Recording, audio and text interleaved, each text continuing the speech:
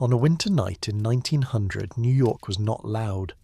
It was close, crowded, breathing. Good evening, and welcome to Stories for Sleep. Tonight we drift back through time, not to castles or grand estates, not to the places you've seen in paintings, but to somewhere smaller, closer, more real. Coal smoke presses against a small window. Steam rises from 1,000 pots. The world feels slower here, heavier, as if someone has covered the entire city with a thick wool blanket, muffling everything except the essential sounds of survival. The year is 1900, January, the coldest month in New York's coldest winter in memory. Ice clings to window panes. Snow piles in narrow streets. And inside the tenements of the Lower East Side, hundreds of thousands of people pressed together, breathing, living, surviving. This is not the New York of mansions, not the New York of grand hotels or electric lights on Broadway. This is the other New York, the invisible New York, the New York that built America with its bare hands and asked for nothing except the chance to continue. Take a moment to like the video and subscribe, but only if you genuinely enjoy what I do here. Let me know your location and the local time, because it's always a quiet thrill to imagine where you're listening from. Now dim the lights and follow the shifting glow straight into the story. You stand at the edge of turn-of-the-century New York with cold brick pressing against your shoulder. Snow swirls around your boots, thick, soft, endless. The flakes catch what little light escapes from windows 5 stories above. They glow for a moment, golden, then disappear into the white blanket covering Hester Street. The cold bites, sharp, insistent. You feel it in your fingertips first, then your toes, then your cheeks. The January wind cuts through wool coats and cotton scarves like they're made of paper. Your breath comes out in clouds, small ghosts that drift upward, dissolve, become part of the frozen air. You look up. The tenement building rises. Before you, brick, dark brick stained with decades of coal smoke and soot and the residue of 1,000 cooking fires. 6 stories tall, maybe 7, hard to tell in the darkness. Windows glow with dim light. Orange, flickering, not electric, gaslight. Kerosene, candles, fire, always fire. The building seems to breathe. You can see it. Steam rising from chimneys, smoke curling from vents, the warmth of hundreds of bodies condensing against cold air, creating fog, creating life visible in the winter night. You walk toward it. Step, another step. Snow crunches beneath your boots. The sound is soft, rhythmic, almost musical. Left foot, left, right. Each step presses down into powder that fell just an hour ago. Fresh snow covering older snow, covering ice, covering cobblestones that remember when this street was something else entirely. The sound of your footsteps echoes, bounces off brick walls on either side. This street is narrow, so narrow. 2 carts can barely pass each. Other. The buildings lean in, press close, like they're trying to hear secrets whispered between neighbours. You reach the door. Your hand extends. Fingers find the metal handle. Cold. So cold. The metal seems to drink warmth from your palm. Pulls it out. Keeps it. You turn the handle. It resists, stiff from cold and age and constant use. But it turns. You push. The door opens. Warmth washes over your face. Not much of it, but enough. Enough to make your skin tingle. Enough to make you pause. Enough to remind you what inside means, what shelter means, what home means even when it's not yours. The hallway swallows you. Darkness broken only by a single gas jet mounted on the wall halfway down the corridor. The flame dances, hisses, blue at the base where it meets the pipe. yellow at the tip where it reaches for air. The light it casts is thin, watery. It creates more shadows than it dispels. The wallpaper peels. You can see this even in the dim light. Strips of it hanging loose, curling, at the edges. The pattern might have been flowers once or vines. Hard to tell now. The colours have faded to brown and grey. The paste that held it has given up in the constant battle against moisture and heat and cold and time. The smell hits you. Layers of it. First, coal smoke. Thick. Acrid. It coats the back of your throat. Makes you want to cough, but you don't. You breathe through it. Let your lungs adjust. Underneath the smoke, food. Cabbage boiling.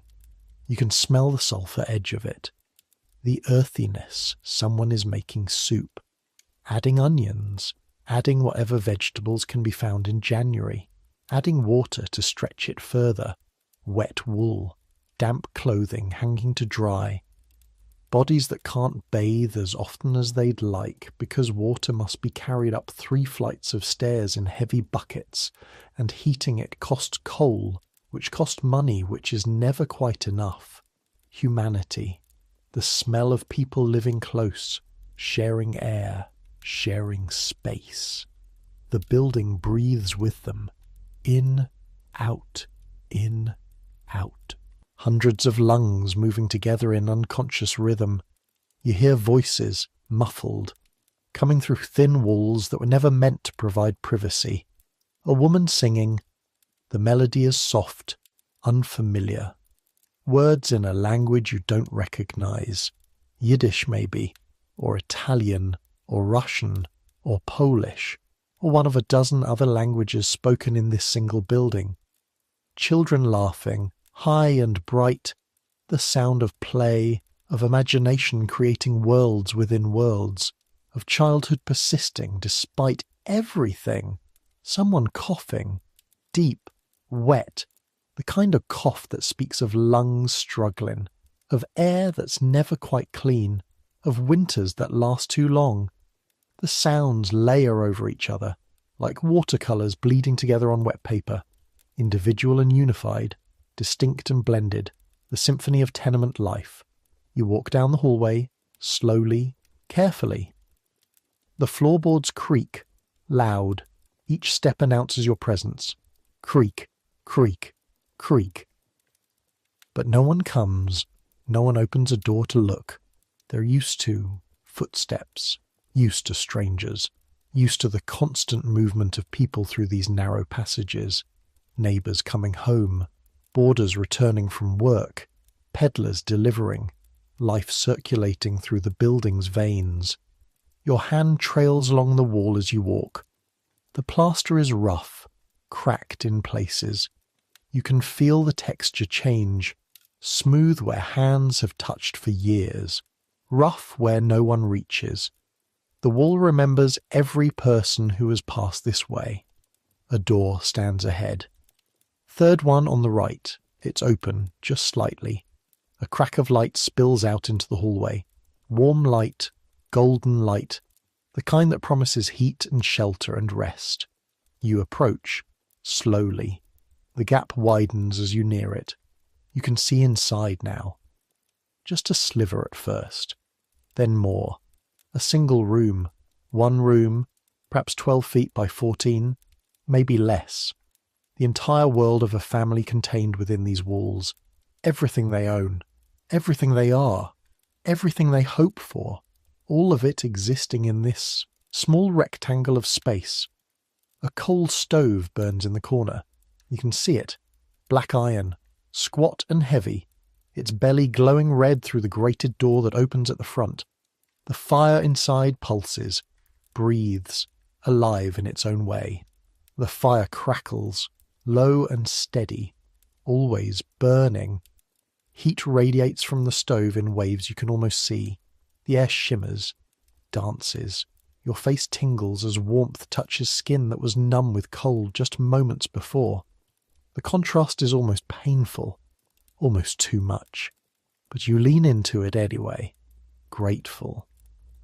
A woman sits near the stove, the warmest spot in the room, the only spot that's truly warm. Her name is Sarah. You don't know this yet, but you'll hear her husband say it soon. She's young, maybe 30, maybe older, hard to tell. Life ages people differently here. The work is hard, the hours are long, the rest is never quite enough.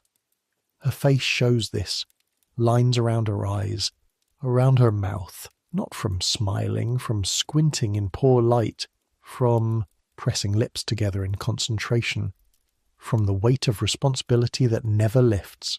Her hands move constantly, in, out, sewing, always sewing. Piecework she brings home from the factory, shirtwaists, white cotton. She gets 10 cents for every dozen she completes, if she's fast enough, if she doesn't make mistakes, if the factory doesn't reject the work for some invisible imperfection that no one can quite explain. Her fingers are raw, red.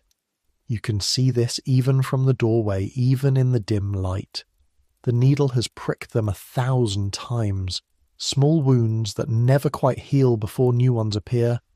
The fabric is stiff, it resists, but her fingers are strong, trained. They push the needle through, pull the thread, great stitches so small they're almost invisible. The needle moves in rhythm with her breathing. In, out, breathe, stitch, breathe, stitch. She doesn't look up, doesn't have time to look up. Every second matters. Every stitch completed is a fraction of a penny earned, a fraction of rent paid, a fraction of bread purchased, a fraction of survival secured. A table stands in the centre of the room. Not really a table. Wooden crates stacked and covered with an oilcloth. Someone has been clever, made something from nothing. The crates are sturdy enough. The cloth is clean, wiped down carefully. You can see this. Someone takes pride in this small space despite everything. A family of 6 eats at this table. Breakfast when there's time.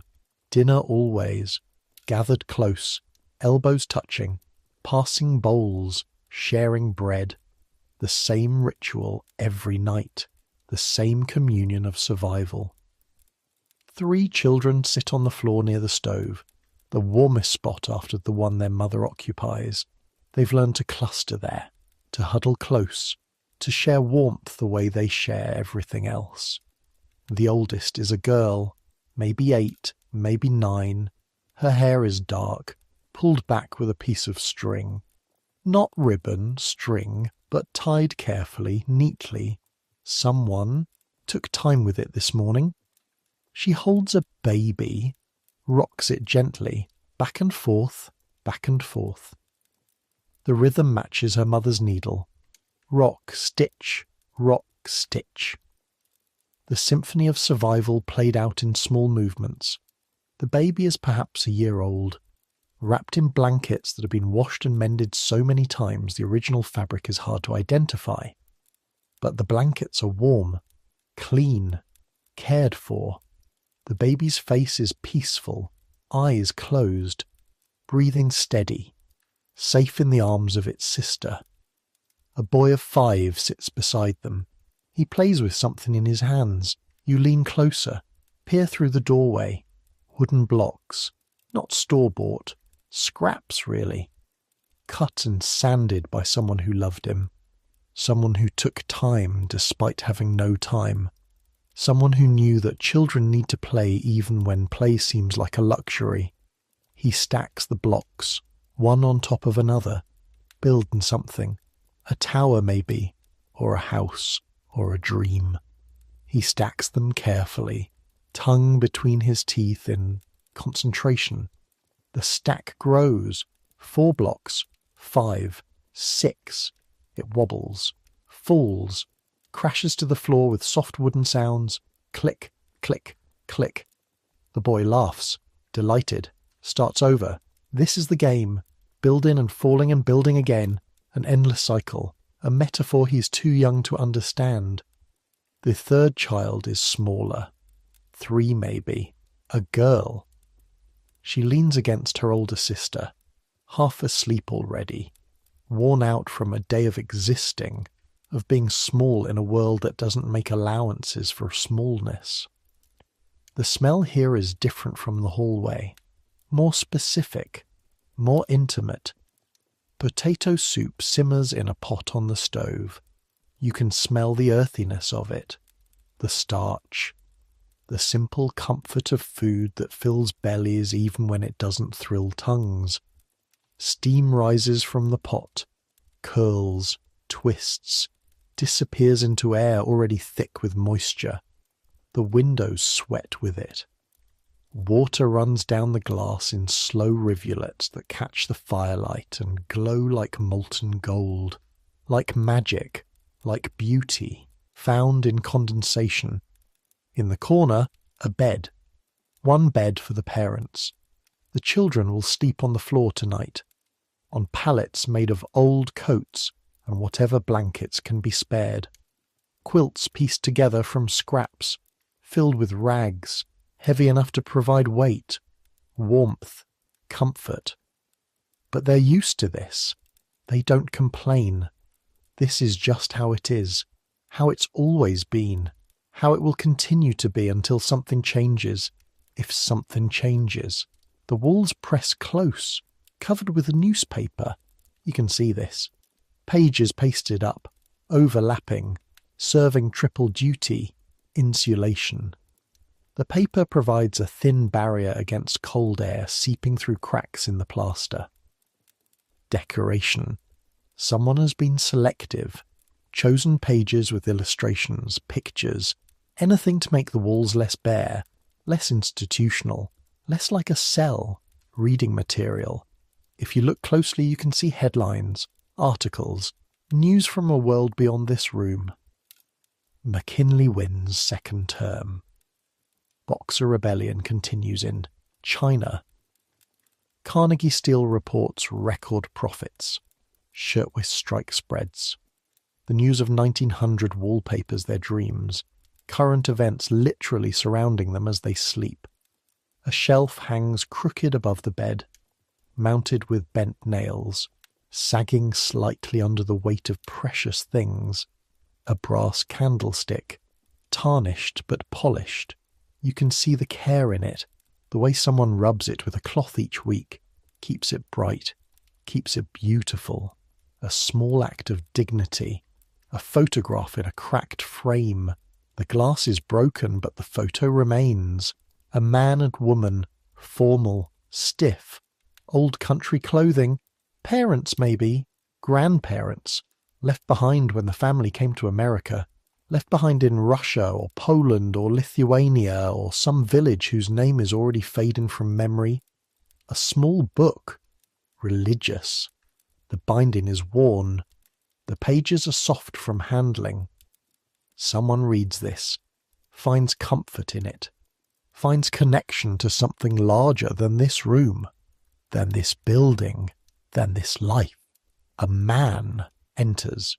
He doesn't see you, walks right past like you're made of air, like you're a ghost, which perhaps you are, a visitor from another time, an observer with no substance in this world. His name is Jacob. The door was open for him. He shakes snow from his coat. Small white flakes fall to the floor, begin melting immediately in the room's warmth. He hangs the coat on a nail, one of several nails driven into the wall beside the door. A makeshift closet, a place for everything, everything in its place. His hands are black with coal dust, ingrained in the skin, under the nails, in the creases of his palms. He works on the docks, loading, unloading, coal, always coal. The city runs on it, burns it, breathes it. And men like Jacob move it from ships to warehouses to homes. 16 hours today, maybe more, hard to say. Time loses meaning when measured in tons lifted, in bags carried, in steps taken up gangplanks and down, until your back screams and your legs shake and you wonder if you can take one more step, and then you do, because you must.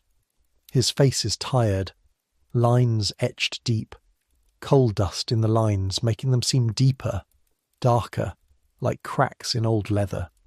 But his voice when he speaks is gentle. "Sarah," he says. She looks up, finally looks up. Her hands pause, needle stopping mid-stitch. She smiles. A real smile, the kind that transforms a face, makes it young again, erases the years and the work and the worry, just for a moment. Just while she looks at this man who shares her life, her struggles, her small triumphs. "Soup's almost ready," she says. Her accent is thick, Yiddish rhythms underneath the English words, consonants that land differently, vowels that stretch, the music of another language still singing beneath this new one. "The children are waiting," he nods, sits. The chair creaks under his weight. Not much weight.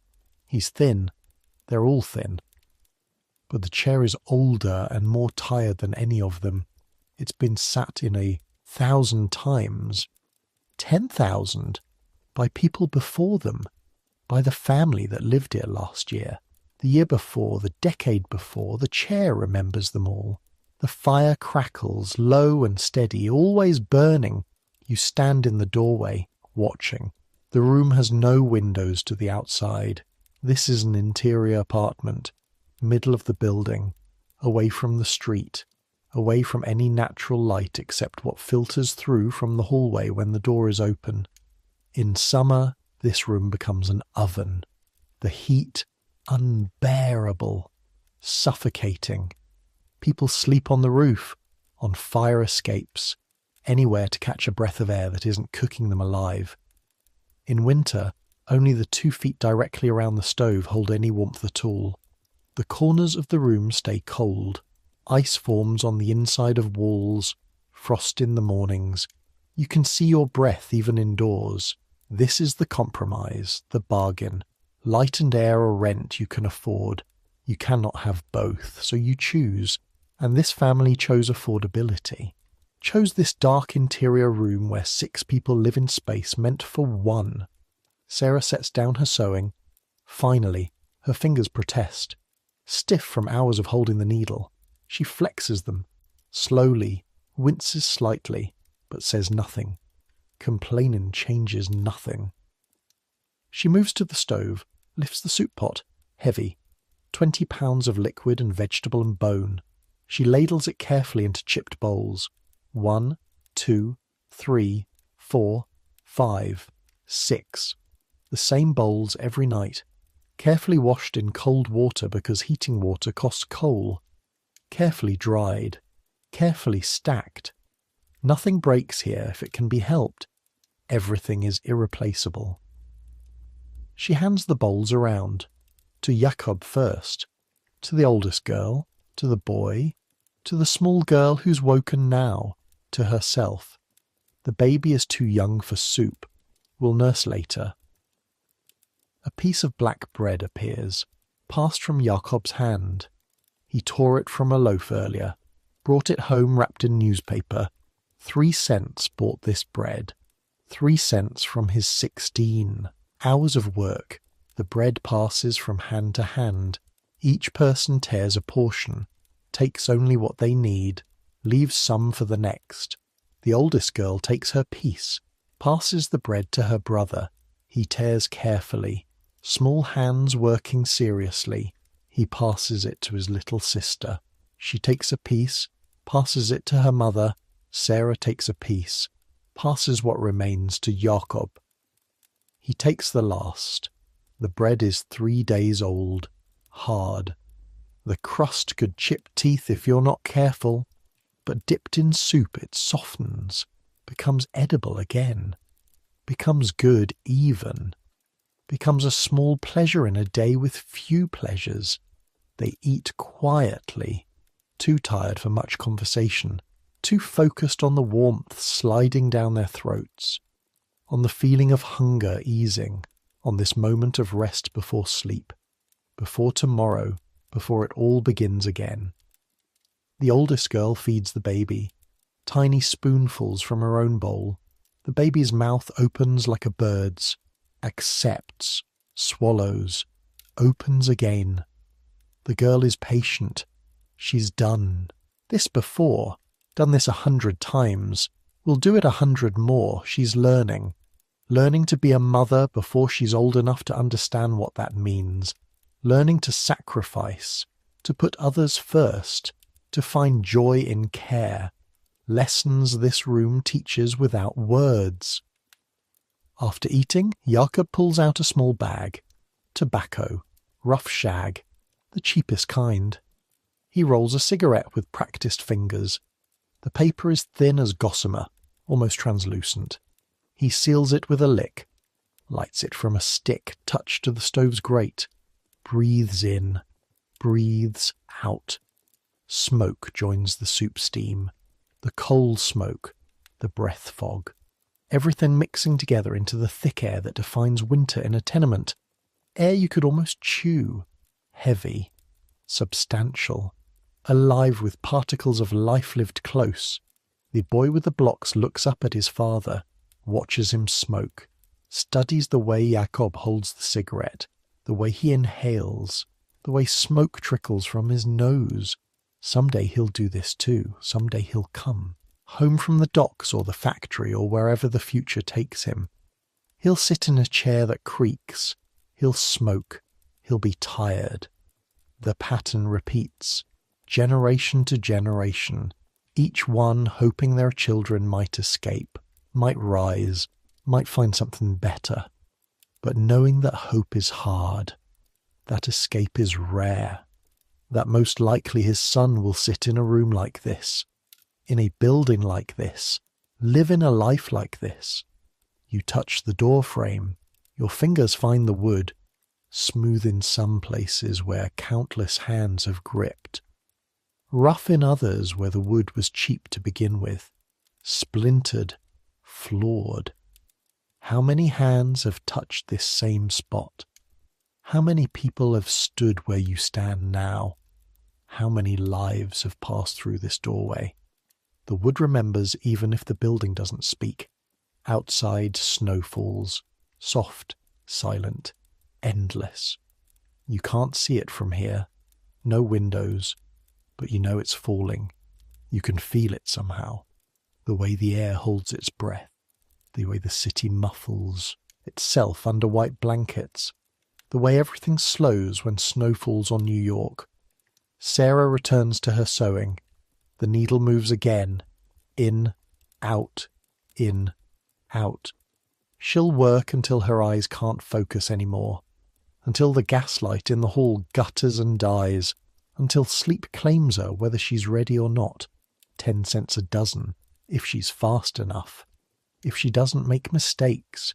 If the factory doesn't reject the work because a stitch is too loose, or too tight, or too visible, or too invisible, or because the foreman woke up angry, or because quota has been met, or because of reasons never explained.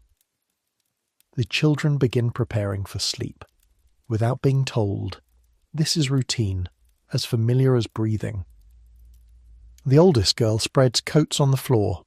2 coats, threadbare but clean. She arranges them carefully, smooths them flat, creates a surface soft enough for small bodies. She adds a quilt, drags it from the bed. Heavy, awkward, but she manages. She's strong for 8 years old, had to be, the boy. Helps now, following her lead, learning.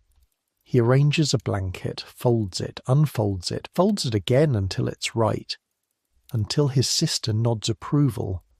They're learning to make do, learning to be grateful for warmth even when it's not enough, learning the lessons this place teaches without textbooks, without teachers, just through the daily practice of survival. The small girl curls into the pallet. First, she's youngest, gets the warmest spot in the middle. The others will arrange themselves around her. A cocoon of siblings. The boy follows, lies beside his little sister. Already his eyes are heavy. The day has been long. Play is exhausting when you're 5.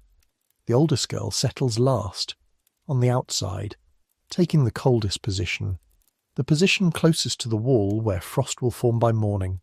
She doesn't complain, doesn't mention it. Just pulls the thin blanket closer and closes her eyes. This is how it is. The oldest protects the youngest, always. Jakob adds coal to the stove. Just a little. 3 small lumps. Can't waste it. Coal costs money. 5 cents bought a small bucket today. That bucket needs to last 3 days. Maybe 4 if they're careful. If they wear extra clothes. If they huddle close. Every lump is counted. Every bit of heat measured against the cold math of survival. Will these coal keep them warm enough to sleep? Yes. Will it keep them comfortable? No. But comfort is luxury. Warmth is necessity. They take what they need, no more. He adjusts the draft on the stove, closes it partially. The fire settles to a low burn, enough to keep the room above freezing, enough to keep breath from frosting, not much more. The fire crackles, low and steady, always burning. You breathe, slow, steady, in, out. The room has settled into night, into the rhythm of rest. Sarah's needle has stopped. Finally, she's put away her work, folded the shirtwaists, stacked them carefully. Tomorrow she'll take them to the factory, hope they're accepted, hope payment comes. She sits beside Jakob on the edge of their bed. The mattress is thin, lumpy, probably filled with straw or rags or whatever was cheap when it was made, but it's theirs, shared. A space that's only for them after the children sleep. Their hands find each other. Hold, just for a moment. A small gesture of connection in a day that held no time for such things. Work consumes, survival demands. But here in this quiet moment, they're not workers, not immigrants, not poor.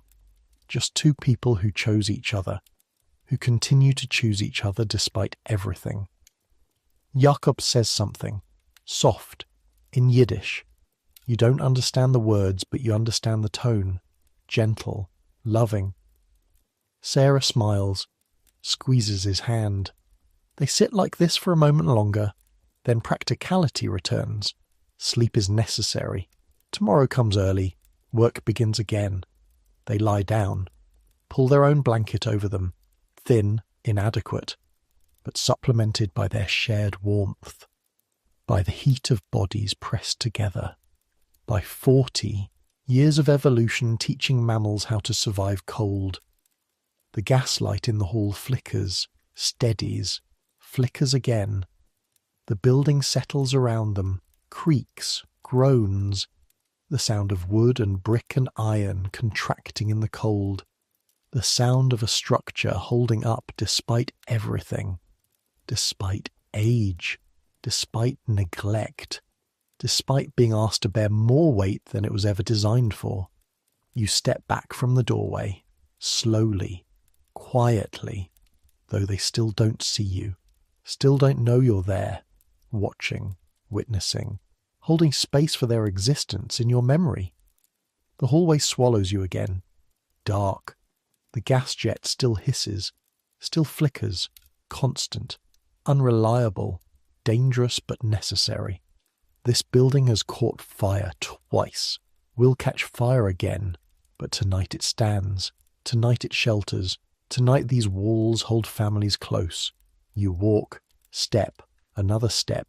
The floorboards creak beneath your feet, rhythm unchanging, creak, creak, creak, down the hallway toward the stairs.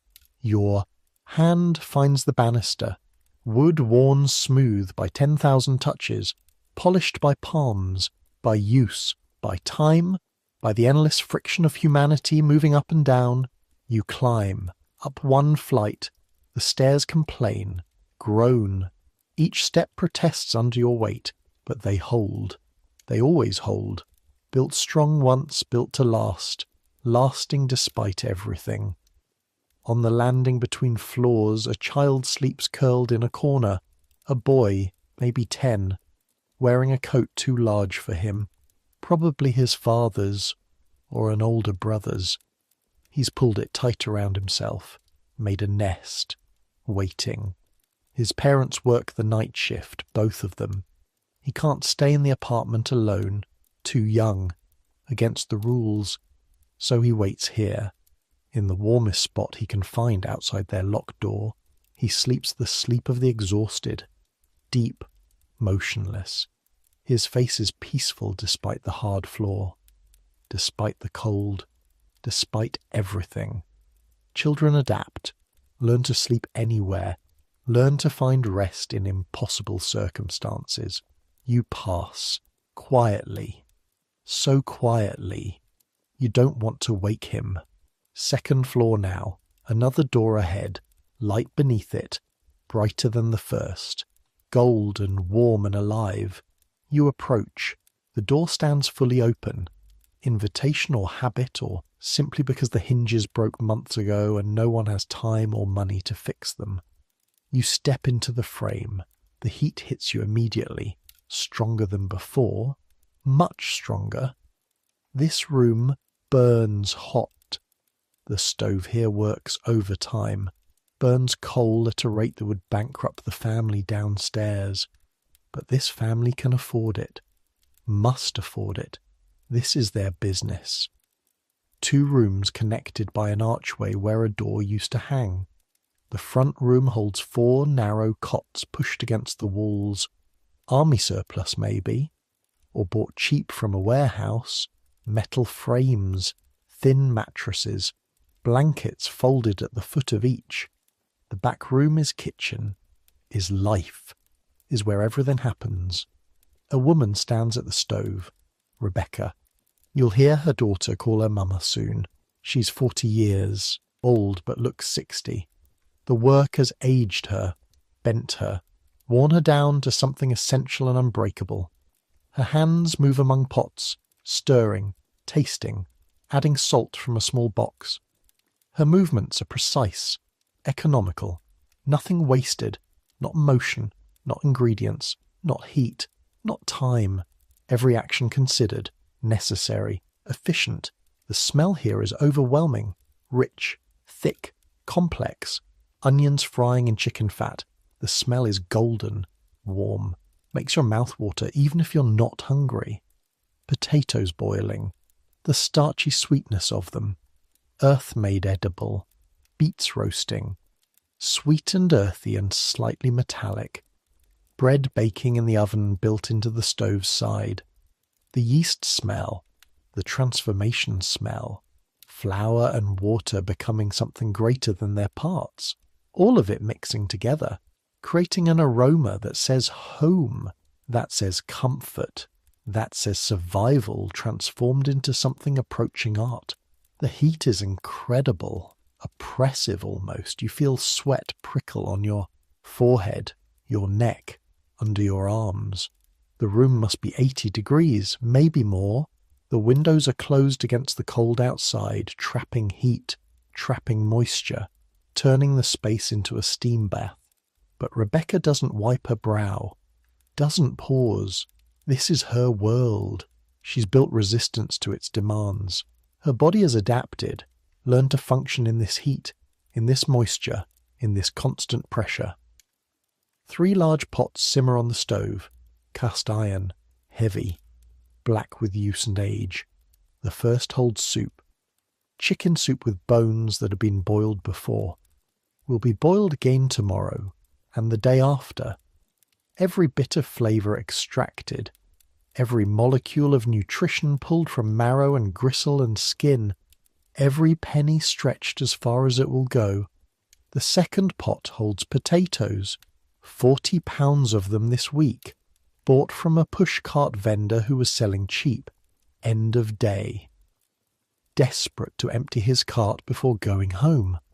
Everything is about timing, about knowing when to buy, about relationships with vendors, about the economics of the street. The third pot holds water, just water, always boiling, for washing dishes, for making tea, for whatever need arises. You keep water hot because heating it takes time, takes coal. Better to keep it ready, always ready. A girl of 12 helps her mother, Miriam. Her hair is dark, thick, pulled back with a piece of string, not ribbon, string, but tied carefully, neatly. Someone took time with it this morning despite the rush. Despite everything, her dress is simple, worn, protected by an apron that has been patched so many times the original fabric barely shows. Patches on patches, layers of repair, each one a small victory against deterioration. She chops vegetables on a board, careful, methodical. Her mother taught her well, waste nothing, use everything.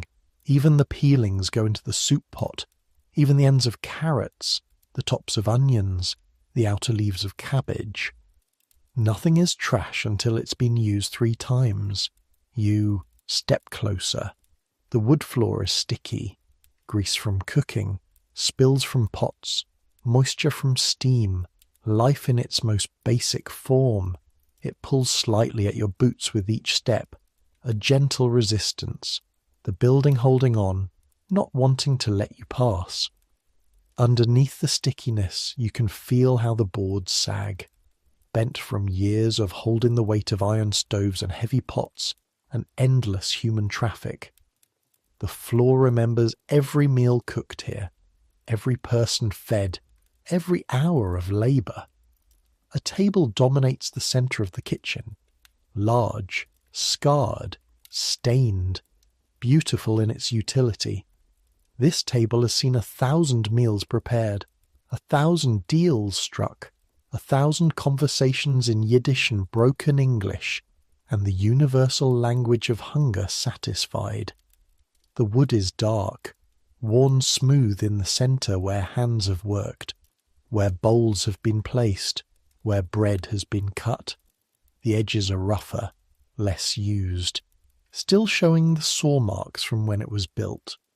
On the table, bowls wait, lined up, ready. 15 of them. 1 for each boarder who lives here. Men who pay $11 a month for a cot and 2 meals a day. Breakfast before work, dinner after. The economics of 1900 compressed into this simple arrangement. 1 bowl for Rebecca, 1 for Miriam, 1 for the husband who's out right now delivering newspapers. Extra work, extra income. Sleep is what you sacrifice. The bowls don't match. Collected over time, bought cheap from push carts, inherited from people who moved on, moved up, disappeared into the city's vast anonymity. Each bowl has a story. Each bowl has a history, but no one remembers anymore. You notice the light. 2 gas jets burn on opposite walls, mounted high, out of the way. The flames are steady, strong, bright. This costs money. Gas isn't cheap. But you need light to cook, need light to work, need light to see what you're doing when feeding 15 people means the difference between profit and loss. The expense justifies itself in the meals produced, in the boarders fed, in the small profit that might accumulate if nothing breaks, if no one gets sick, if luck holds just a little longer. The fire crackles low and steady, always burning. Rebecca lifts the soup pot, both hands, careful. 20 pounds of liquid and bone and vegetable and hope. She pours carefully into a bowl, just a little, tests, lifts the spoon to her lips, tastes. Her face shows nothing, but her hand reaches for the salt box, adds a pinch, stirs, tastes again. A small nod. Good enough. Not perfect, but good enough. Boarders don't pay for perfect. They pay for full. Miriam, she says, the bread. Her voice is rough, used. She speaks all day, directing, teaching, managing. The voice of a general commanding an army of pots and pans and ingredients. The girl moves to the oven, uses a folded cloth to protect her hands. The cloth is thick, layers of fabric sewn together, heat-resistant, essential. Burns heal slowly, scars last forever. You learn to be careful. She pulls out a tray, 6 loaves rest on it. Small loaves, dense, dark. Rye mixed with wheat when wheat can be afforded. Today it's pure rye, the cheapest flour, but baked with care, baked with knowledge passed down from mother to daughter to granddaughter, baked with the understanding that this bread will be the centerpiece of tomorrow's breakfast, will soak up soup, will fill stomachs, will provide. Steam rises from the loaves, thick, fragrant. You can smell it cutting through all the other smells, that particular smell of fresh bread, yeast and heat and transformation, magic in the form of chemistry, science in the shape of sustenance. It's the same smell in palaces and tenements, in mansions and immigrant kitchens. Bread doesn't care about class, doesn't care about money, doesn't care about anything except the alchemy of flour and water and salt and time. Miriam sets the loaves on a rack to cool, wire stretched across a wooden frame, elevated, allowing air to circulate, preventing the bottoms from getting soggy. Small details that separate good bread from acceptable bread. Her fingers are quick, efficient, confident. She's learned to work around heat, to respect it without fearing it, to understand that the stove is both tool and threat, that carelessness means burns, that attention means survival, that every task has risks that must be managed. A knock at the door, heavy, familiar. The first boarder has returned. His name is Samuel. Young. 20 maybe. 22. He works in a factory making shirts. The same factory where Sarah from the floor below does piecework at home. He's paid more because he works the machines. She's paid less because she works in her room.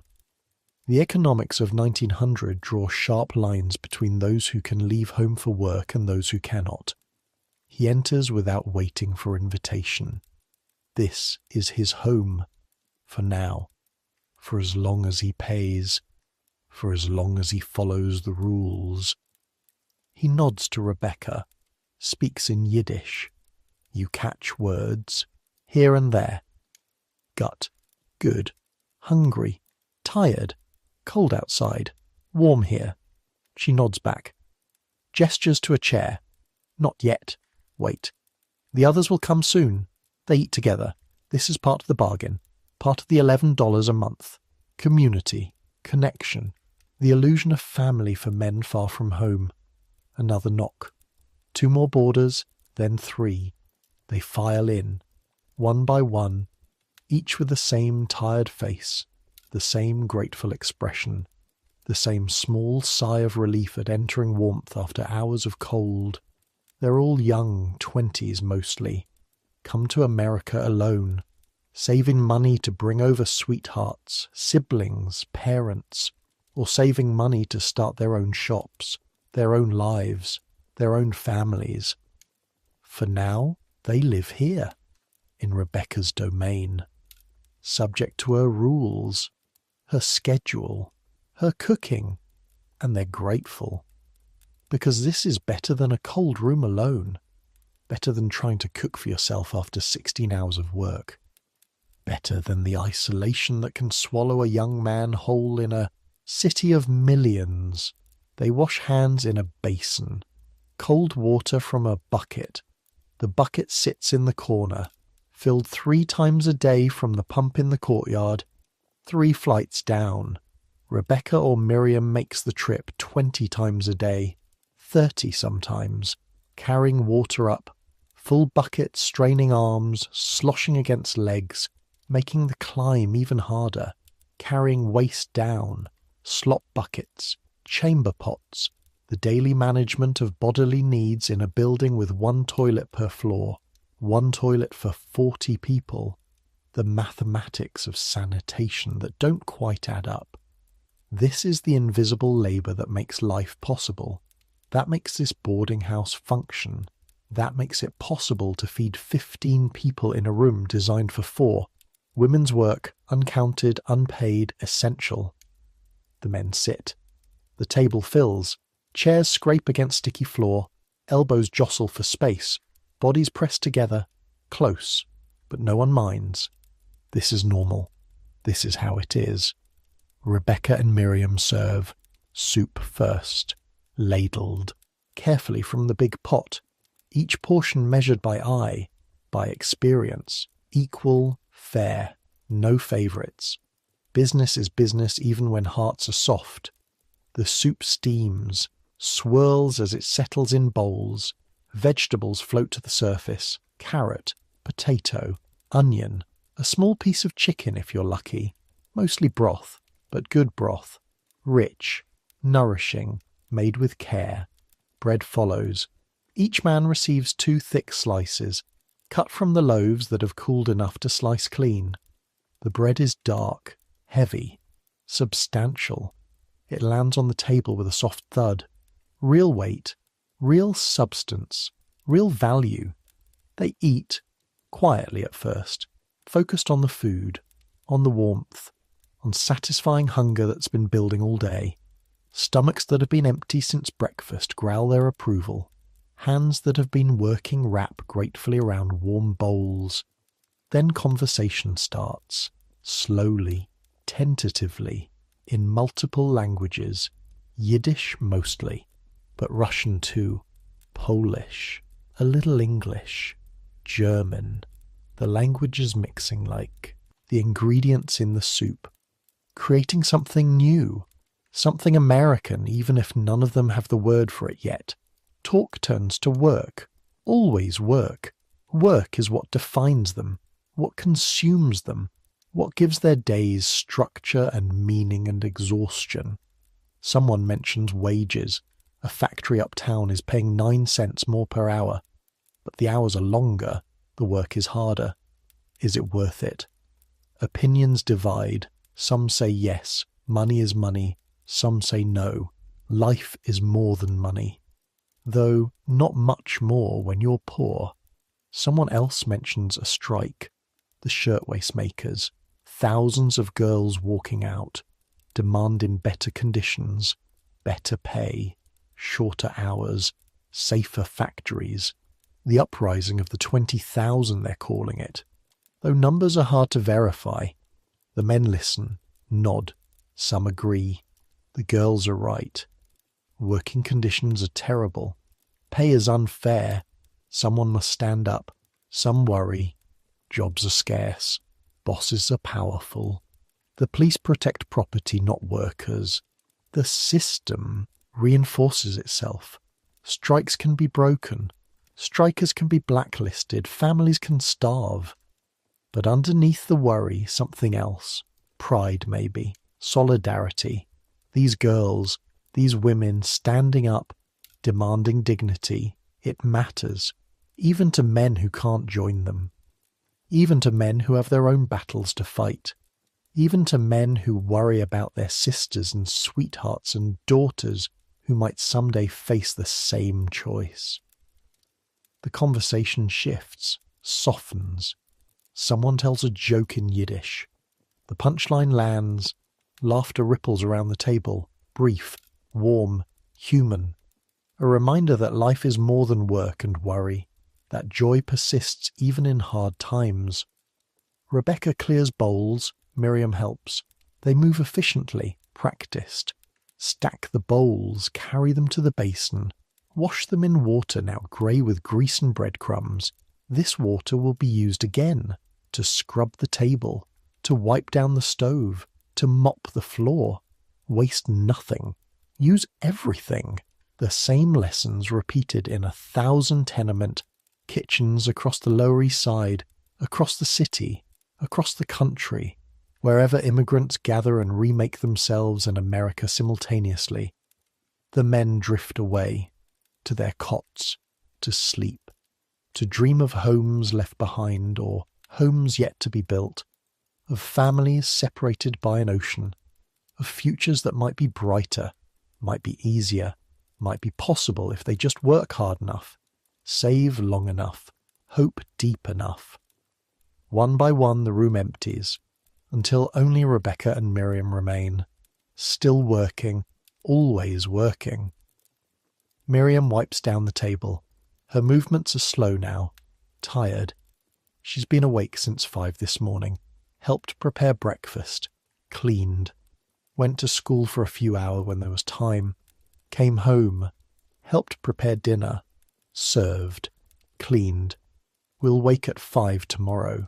We'll do it all again. This is her life.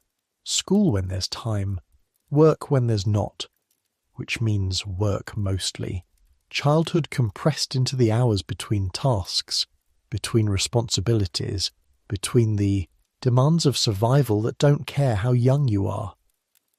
Rebecca banks the stove, reduces the heat but keeps the fire alive. Can't let it die completely. Takes too much coal to restart, too much time, too much precious fuel to waste on the luxury of letting fire go out so it burns, low, steady, through the night, ready for morning, ready for the next meal, ready for tomorrow's endless repetition.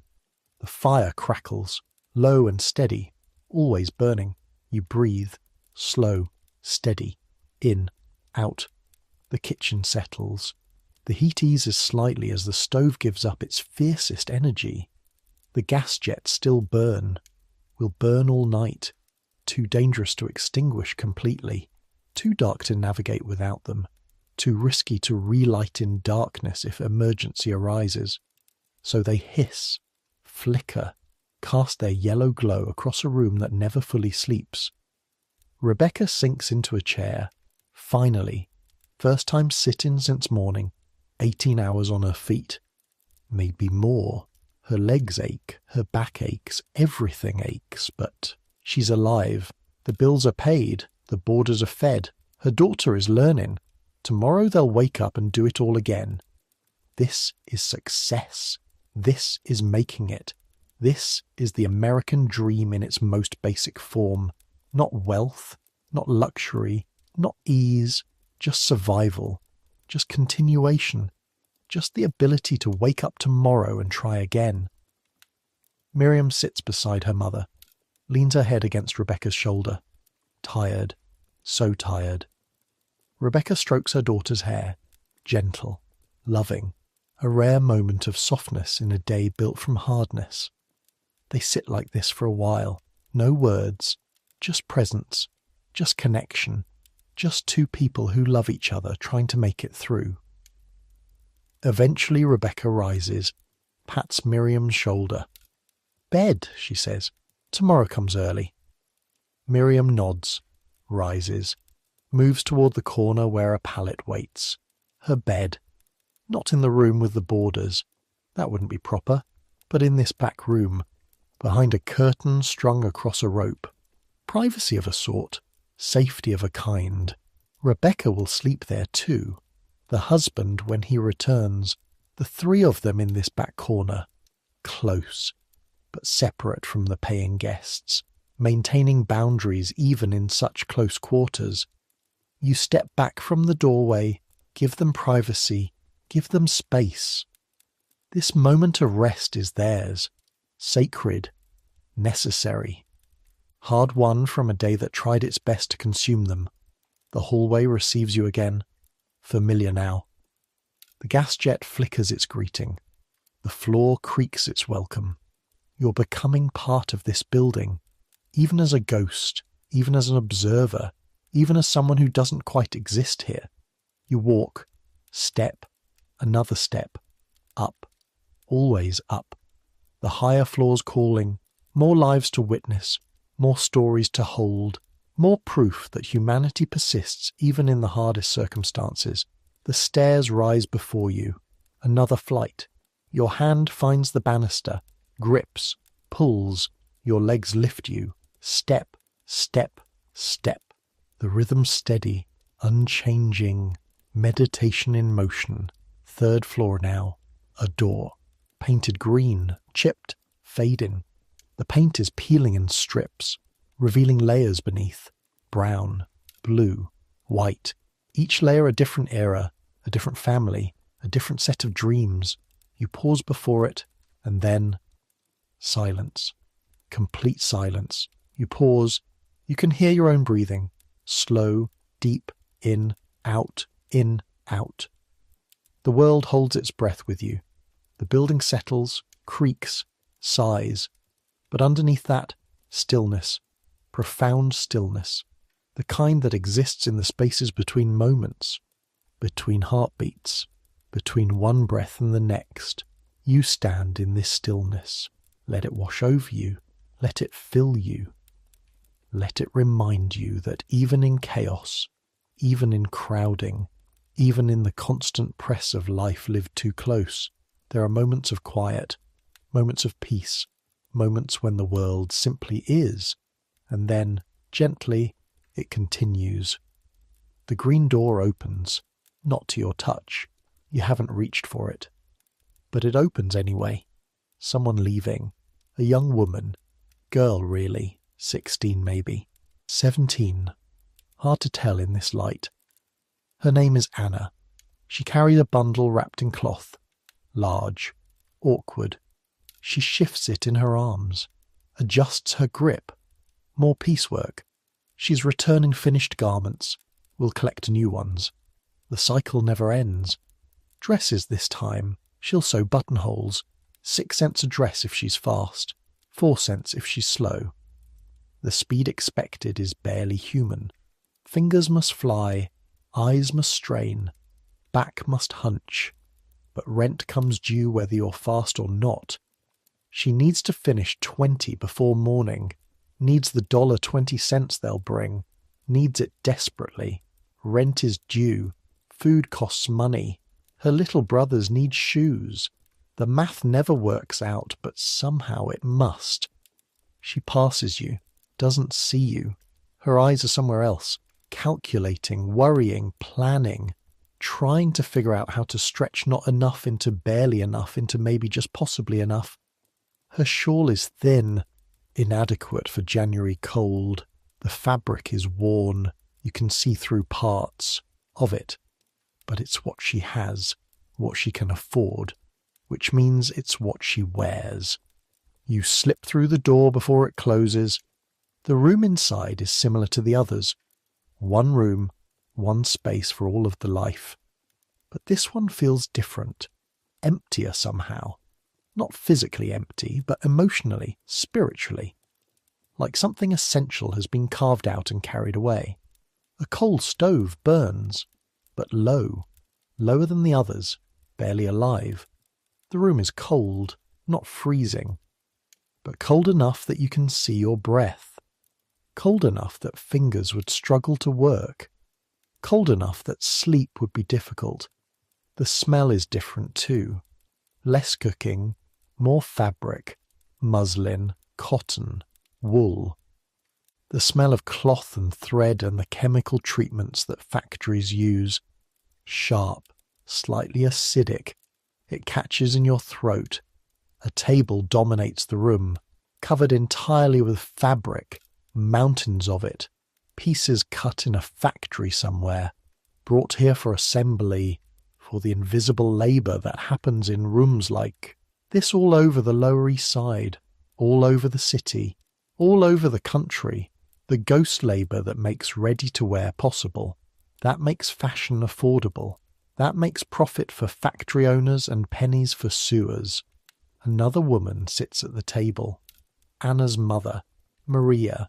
She's older, much older, 50 maybe, but worn beyond her years.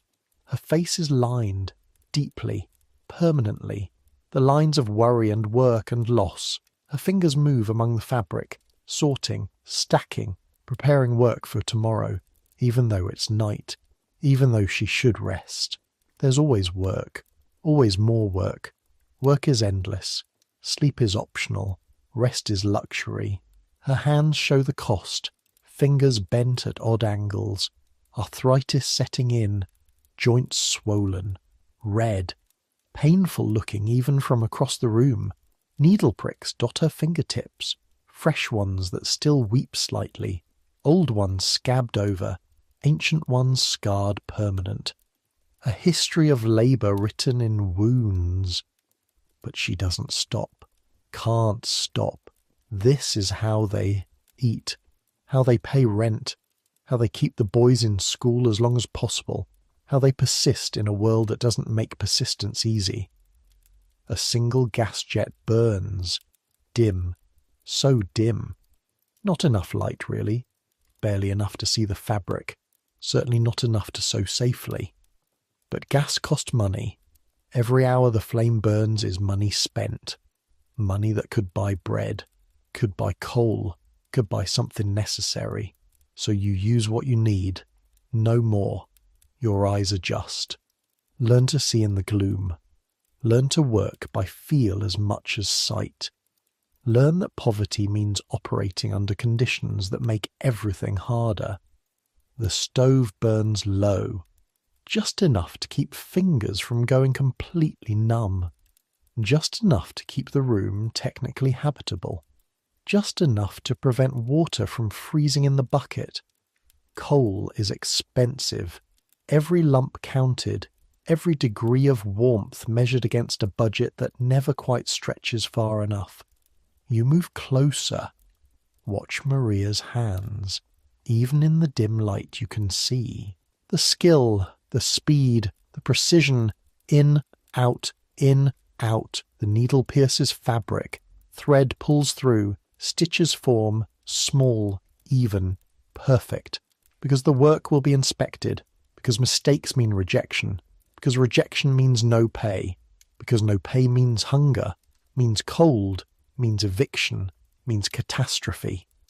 She hums while she works, quiet, almost inaudible. A song from the old country, Russia, a village whose name she can barely remember now. A lullaby, maybe, or a folk tune, or a prayer set to melody. The sound is soft, sad, beautiful in its sadness. It fills the room more than the gaslight does. Makes the space feel less empty even though she sits alone.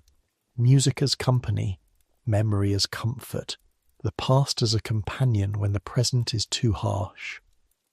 On the bed, two small boys sleep, 4 and 6 years old, brothers, curled together under a thin blanket.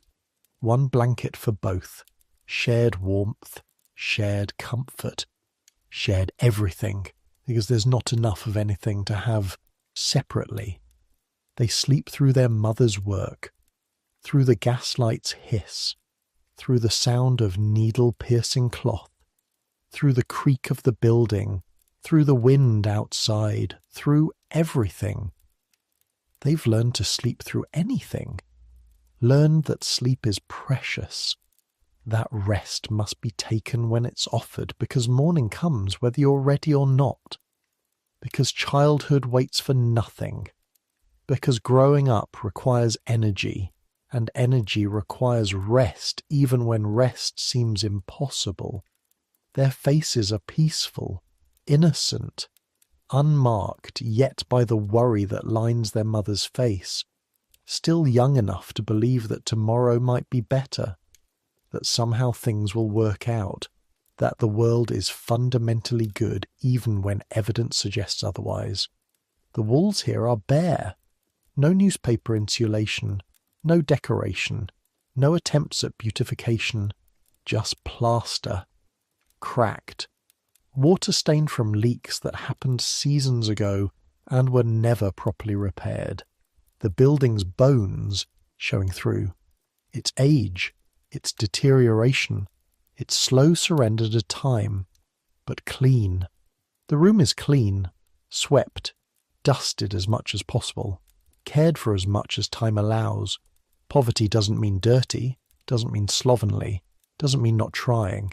It just means having to choose. And Maria chooses to spend her limited time on work that pays rather than work that doesn't. A small shelf holds dishes, 4 plates, 4 cups, 4 bowls, 4 spoons, everything counted in 4s. A family, complete in number even though incomplete in structure. The father is gone, died last year, accident at the factory, a machine, a moment of inattention, A tragedy so common it barely rated a mention in the newspaper. One paragraph on page 7. Name spelled wrong. Age incorrect. Forgotten by everyone except the family he left behind. No compensation. Factory owners fought it. Claimed negligence on his part. Claimed the machine was safe. Claimed he should have been more careful. The law sided with property over people, money over mourning, no insurance. Who can afford insurance on factory wages? You choose between insurance and food, between security and survival. The choice is obvious even if the consequences are harsh. Just gone, here one day, absent the next, forever. Leaving Maria and Anna and the 2 boys to figure out how to continue, how to pay rent, how to eat, how to exist in a system that assumes 2 incomes and offers no safety net for those who fall, and they have. Somehow, through work, through determination, through the kind of strength that doesn't make headlines but that holds the world together anyway. The strength of women who keep going because stopping isn't an option, because children must eat, because rent comes due, because life demands continuation even when you want to surrender. Maria finishes a dress, holds it up to the dim light, examines seams, checks buttons. Everything must be perfect. The inspector's eye is merciless. Any flaw means rejection. Any rejection means no pay. Any unpaid work means wasted time, wasted effort, wasted life. Satisfied, she folds the dress carefully, precisely, adds it to the stack of completed work. 15 done. 5 more to go before Anna returns, before they can both sleep for a few hours, before tomorrow starts all over again. The fire crackles, low and steady, always burning, even though the fire here is barely fire, barely heat, barely comfort. It burns, refuses to die, mirrors the family it serves, diminished but not defeated, struggling but not surrendered. You feel the cold. It's stronger here. This room on the north side of the building, away from any sun, even winter sun that barely warms. The chill creeps through walls, through windows with gaps around the frames, through the floorboards where cold air rises from the apartment below, through the ceiling where heat escapes to the apartment above. You can feel it around your ankles, rising slowly, a tide of cold that no amount of coal seems to push back completely.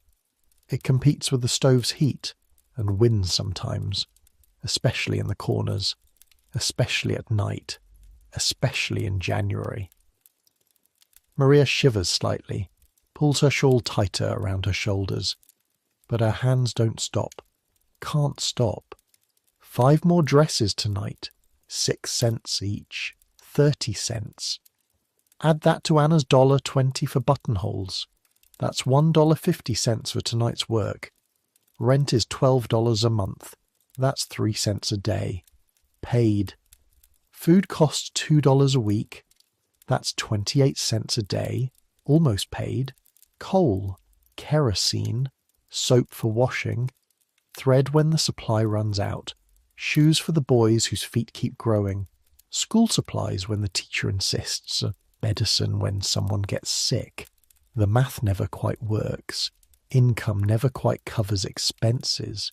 There's always a gap, always something left unpaid, always the threat of catastrophe, one illness away, one rejected batch away, one late rent payment away. But somehow they make it work. Anyway, somehow they find the gap.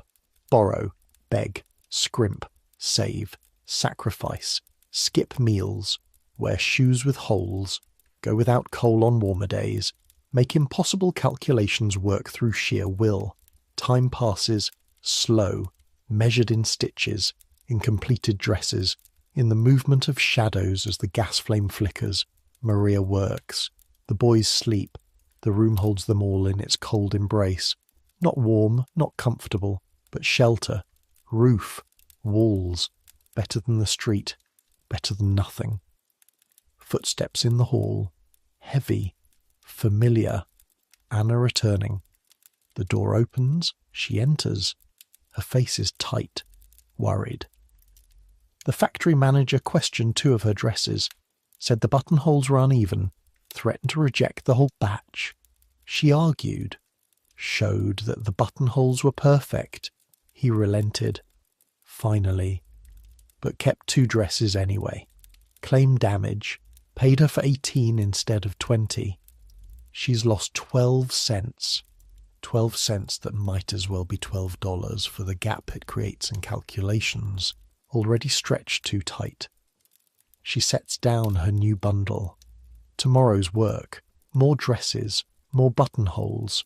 More hours bent over fabric. More strain on eyes and fingers and spirit.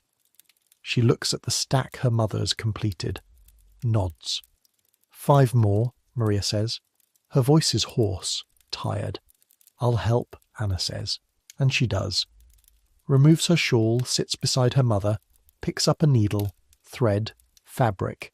2 needles now, moving together, faster. The work accelerates when shared. The burden lightens when distributed, even if only slightly. Mother and daughter, surviving together, making it work through sheer will and endless labour and love expressed in shared silence. You watch them, these 2 women, these 2 lives. The gaslight catches their faces, shows the similarities, the same cheekbones, high, Slavic, the same determined set to their jaws, square, unyielding, the same exhaustion around their eyes, deep, bone deep, soul deep, but also the same refusal to quit, the same determination to continue. The same love for the boys sleeping in the bed, the same fierce protection of family, the same strength that patriarchy doesn't recognize but that holds civilization together anyway. They don't talk much, too tired, too focused, too used to working in silence, but their presence together says everything that words might fail to express. We are here, we are together, we will make it through, we will protect them. We will survive this. We must. Dress 16, 17, 18. The stack grows. Needles flash in dim light. Fingers move with practiced precision. Work that looks easy because skill makes it appear so. Work that's actually exhausting, demanding, dehumanizing in its repetition. 19, 20. The last dress finishes. Anna folds it, adds it to the stack. 20. Complete. They can sleep now, a few hours before dawn, before the boys wake, before the next day begins its demands. Maria adjusts the stove, opens the small door. The fire inside has burned down to coals, glowing, pulsing, still holding heat. She adds 1 small piece of coal, just 1, just enough to keep the fire alive through the night, to keep the room from freezing completely. Then she and Anna move to the bed. The boys shift slightly in their sleep, unconsciously making room. All 4 of them will sleep here, in this one bed, close, warm from shared body heat if not from coal fire. Maria takes the outside edge, maternal instinct even in sleep, protecting, shielding, creating a barrier between her children and the world. Anna curls beside her, then the 6-year-old, then the 4-year-old in the middle. Safest, warmest, most protected. The gaslight stays on, can't risk extinguishing it. Too dark to relight if emergency arises, too dangerous to navigate in complete darkness. So it burns, hisses, watches over them through the night. A small guardian, unreliable but necessary. You step back, give them privacy, give them space, give them the dignity of rest without observation. This moment is theirs, sacred, necessary. The only peace they'll know before morning demands they rise and face it all again. The hallway receives you, familiar now, almost comfortable. You know these creaking floorboards, this peeling wallpaper, this flickering gas flame. They're becoming part of you as you become part of them. You walk, Step, another step. The rhythm is meditation now, movement as prayer, witness as worship. Down the hall, past other doors, other lives, other struggles, each one unique, each one universal, each one worthy of attention, of memory, of honour. Another flight of stairs, up, always up, toward the roof, toward the sky, toward whatever waits above. 4th floor. The stairs are narrower here, steeper. The building tightening as it rises, like a pyramid, like a mountain, like aspiration made manifest in brick.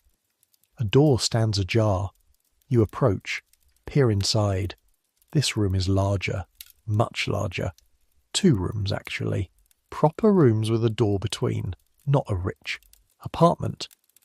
But better than what you've seen so far. Middle floor, outside walls, windows, real windows that open. That let in air, light. This is a workshop, a sweatshop. The room is full of sewing machines, 8 of them, lined up in rows, black iron machines, treadles below, wheels and belts and mechanisms above, devices that turn human energy into industrial output, that transform foot power into needle speed, that make one person's labour worth 10 people's hand sewing. 3 of the machines are occupied, even now, even at night. The workers are women, young, bent over their machines, feet pumping treadles, hands guiding fabric, eyes straining in inadequate light. The sound is overwhelming, mechanical, rhythmic, but harsh. The treadles clank, the needles hammer, the machines vibrate against wooden tables, everything shaking, trembling, adding noise to the building's constant symphony. You enter slowly. No one looks up. They can't afford to break concentration, can't risk. Mistakes. The machines are merciless. They sew straight lines, perfect lines, but only if guided perfectly. Any deviation shows, any lapse is visible, any error is rejected. The room smells of oil, machine oil, heavy, thick, mixed with fabric dust, with sizing, with the chemical smells of treated cotton. Your throat tightens, eyes water slightly, but you push through, observe, witness. A man paces behind the women. Not old, maybe 35, maybe 40. The boss, the contractor, he rents this space, subcontracts from factories, hires these women, pays them by the piece, takes his cut, his margin, his profit. He watches, hawk-like, his eyes never still, always measuring, calculating, monitoring speed, checking quality, ensuring productivity.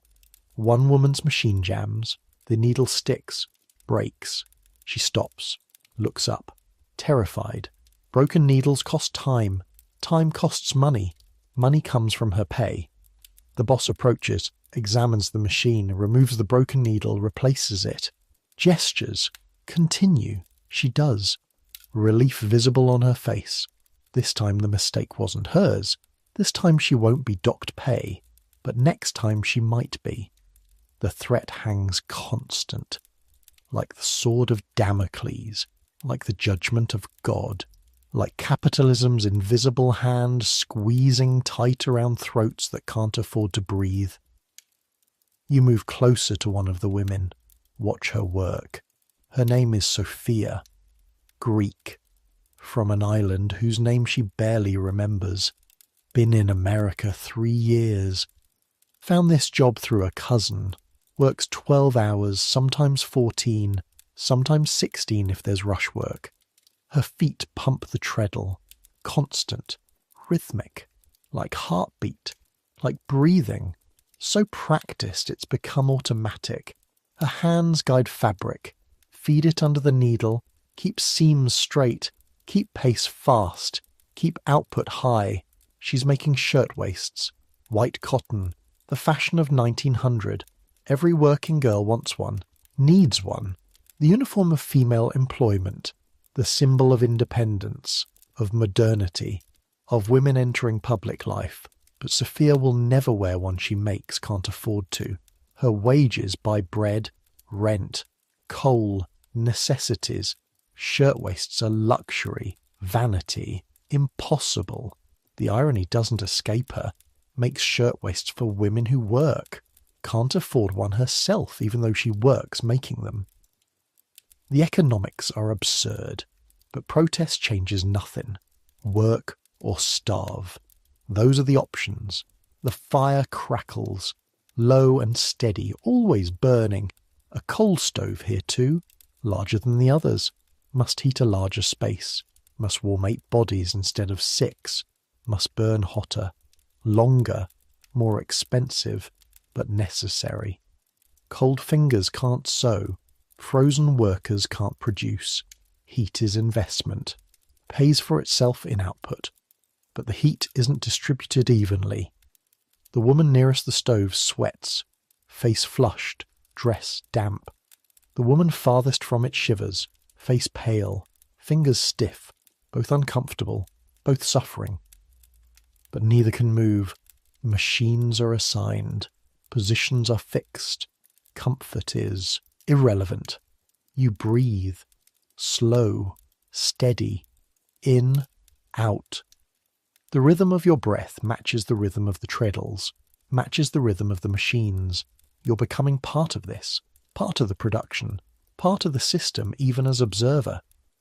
Time passes differently here, not measured in minutes, not measured in hours, measured in pieces completed, in dozens finished, in quotas met or unmet, in pennies earned or lost. Sophia finishes a shirtwaist, removes it from the machine, adds it to her stack. 27 completed. 3 more to make 30. 30 makes a bundle. A bundle pays 12 cents. 12 cents for perhaps 90 minutes of work. 8 cents an hour if she's fast. 6 if she's not. She reaches for the next piece. Pre-cut. Pre-prepared. Just assembly required. Just labour. Just her body and skill and time transformed into value that she'll never fully capture. The machines hammer on, the treadles pump, the needles pierce fabric 100 times per minute, 10,000 times per hour. The sound is hypnotic, maddening, impossible to ignore, impossible to escape, but the women endure, bent backs, tired eyes, aching feet. They endure because they must. Because this job beats no job, because 8 cents an hour beats 0, because survival requires compromise, requires surrender, requires acceptance of terms that were never negotiated. The boss checks his pocket watch. 11 o'clock. He announces this. The women look up, brief, grateful. 1 more hour, then sleep, then 6 hours before starting again at 6 a.m. 1 more hour, 60 minutes, 3,600 seconds, 30 more shirtwaists if they're fast, 20 if they're not. The difference matters. The difference is rent, is food, is survival. They bend back to work. Machines resume their rhythm. The room fills again with mechanical thunder. The sound of industry, of progress, of modernity built on backs that will break long before the machines do. You watch a while longer, then step back. The doorway releases you. The hallway's quiet by comparison. The machine sounds fade, become muffled by walls, by distance, by the mercy of separation. But you know they're still there, still sewing, still pumping treadles, still chasing quotas that move like horizons. Always visible, never reachable, always just beyond. Outside snow falls, soft, silent, endless. You can't see it from here, but you know. You can feel the cold pressing against the building, can feel the weight of winter settling deeper, can feel the city slowing under white blankets that make everything harder. Harder to walk, harder to work, harder to earn, harder to survive. But people do, somehow, always. The human capacity for endurance is infinite. Adaptation is instinct. Survival is imperative. You walk, step, another step. The hallway stretches before you, longer than before, or maybe you're just tired. Maybe observing is its own form of labour. Maybe witness carries weight. Another door, this one closed, but light beneath it, and sound, music, voices, laughter. You pause, listen. A violin plays, amateur but enthusiastic, a folk melody, Russian maybe, or Polish, lively, joyful, the kind of music that demands movement, dancing, celebration, voices join, singing, multiple voices, men and women harmonizing. The words are foreign, but the emotion is universal, community, connection, joy despite hardship. You knock, soft, tentative, though you know they can't hear you, won't hear you, won't respond. But the door opens anyway. Someone leaving, an older man, face red from drink and dancing. He passes without seeing you, disappears down the hall toward the stairs. You slip inside. The room is packed. 20 people maybe. 30. Hard to count with everyone moving, dancing, talking, laughing, filling the space with life in its most exuberant form. This is a party, a gathering, someone's birthday maybe, or just Friday night, just the end of another week, just people claiming joy where they can find it. Creating celebration because waiting for reasons means never celebrating. The violin player stands in the corner, a young man, thin, intense, eyes closed as he plays, lost in the music, in the memory of home, in the connection between sound and soul. Couples dance, not formal, not taught, just movement, bodies swaying, feet stomping, arms linked. The floor shakes with it. The building trembles, but holds, always holds. A table is laden with food, not much, but shared. Each person brought something. Bread, cheese, pickles, herring, vodka in an unmarked bottle, homemade, dangerous, probably illegal, but necessary for occasions that demand loosening, forgetting, transcending. People eat, drink, talk, the languages mix, but communication transcends words. Laughter is universal. Smiles need no translation. Joy speaks every language. An old woman sits in the corner, watching, not dancing. Too old for that, or too tired, or too sad. Her husband died last month. Pneumonia. She's alone. Now. But not alone.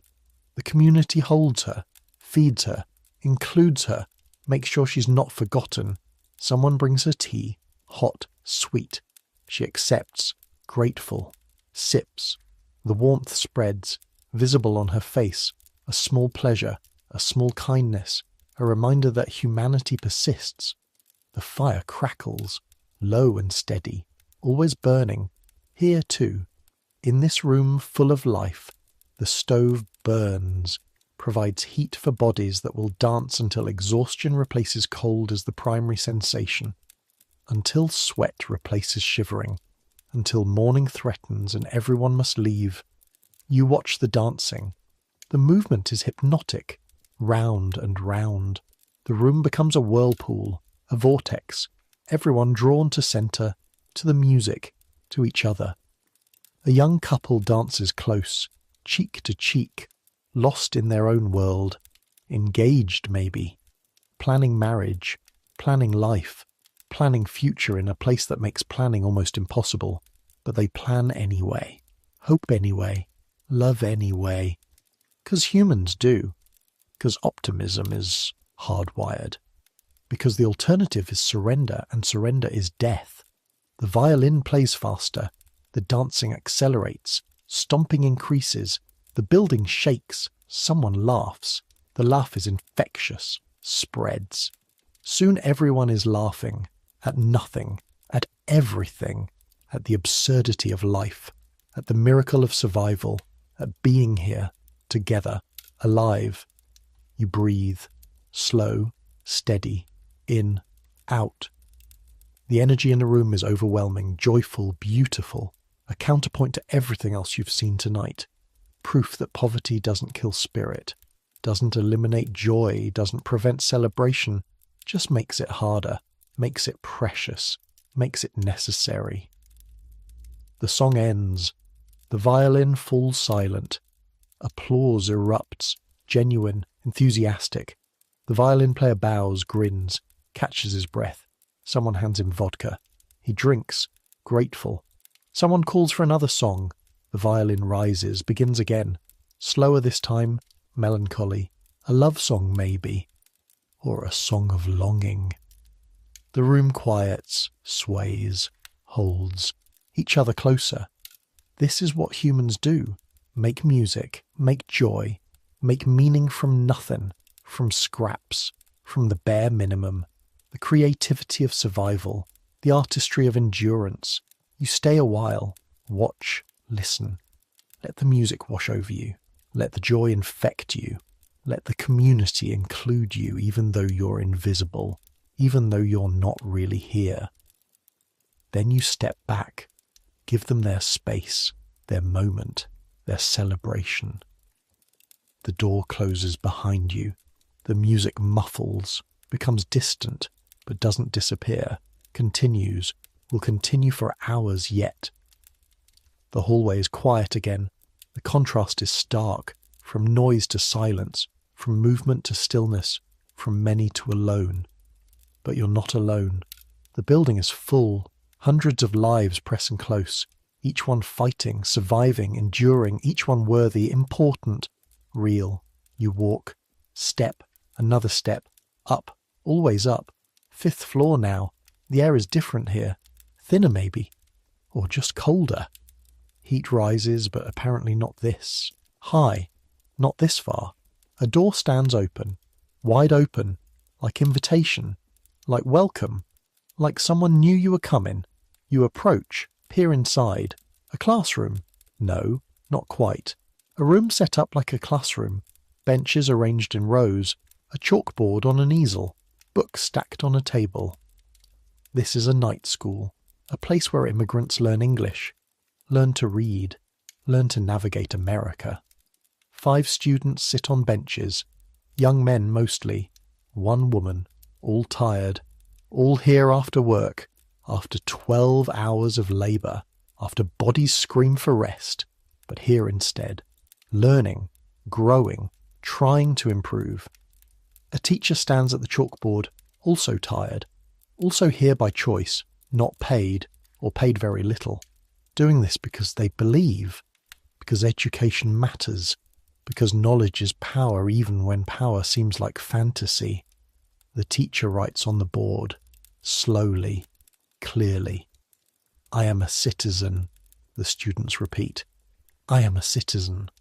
Their accents are thick, varied, Italian, Russian, Polish, Yiddish, each one colouring the English differently, each one struggling with sounds their mouths weren't trained to make. I have rights. I have rights. The repetition is patient, persistent, over and over, until the sounds become familiar, until the words feel possible, until English stops being completely foreign. This is hope, practical hope, the kind that shows up after exhaustion, that chooses learning over sleep, that believes tomorrow might be different if today includes education. The woman student is oldest, perhaps 40. She wears a factory dress, stained, worn. Her hands are rough, working hands, but her eyes are bright, focused, determined. She takes notes in a small book, writing slowly, carefully, each letter formed with concentration. She's learning to write at 40, after decades of illiteracy, after years of signing documents with an X, after a lifetime of depending on others to read for her. Now she's changing that, slowly, painfully, but changing it, taking control, taking power. 1 letter at a time. The teacher smiles at her, encouraging, gentle. Very good, Elena. Very good. Elena smiles back, proud. That small smile worth more than wages, worth more than comfort, worth more than ease. That smile is dignity, is growth, is possibility. The lesson continues. The teacher writes another phrase. Where is the library? The students repeat. Practice, stumble, try again. The patience is infinite. The teacher knows this takes time, knows that tired minds learn slowly, knows that showing up is half the battle. You watch, silent, respectful. This is sacred space. Learning always is. Knowledge always is. The attempt to better oneself always is. The fire crackles, low and steady, always burning. Even here, even in this makeshift classroom, the stove provides warmth, makes learning possible, makes it bearable to sit still after hours of movement, makes it feasible to focus even when exhaustion pulls. Time passes, the lesson ends, the teacher thanks the students, they thank the teacher. Genuine gratitude for time, for knowledge, for caring enough to be here. They gather their things, what little they brought. The woman carefully tucks her small book into her pocket. Precious, protected, evidence of change, of growth, of hope. They file out, one by one, back to apartments, to families, to beds that will provide too little sleep before morning demands they rise. But they've been here. They've learned. They've grown. That's something. In a life that offers few somethings, that's enough. The teacher stays behind, erases the board, stacks the books, prepares for tomorrow, same time, same place. Different students maybe, or the same ones. Returning, persistent, refusing to give up. You step back. Leave the teacher to their work, to their calling, to their small but significant contribution to immigrant lives. The hallway again. Familiar. Home now in a way. You've walked these floors so many times tonight. Climbed these stairs, observed these lives. The building has accepted you, made you part of its story, part of its memory. One more flight, the last, to the roof, to the sky, to whatever exists above the struggle. The stairs are steep, narrow, almost ladder-like. You climb carefully, hand gripping rail, feet finding purchase, a door at the top, not locked, never locked, escape route, fire exit, hope when everything below becomes untenable. You push it open, step outside. The cold hits like a wall, immediate, total, shocking after the relative warmth of the building.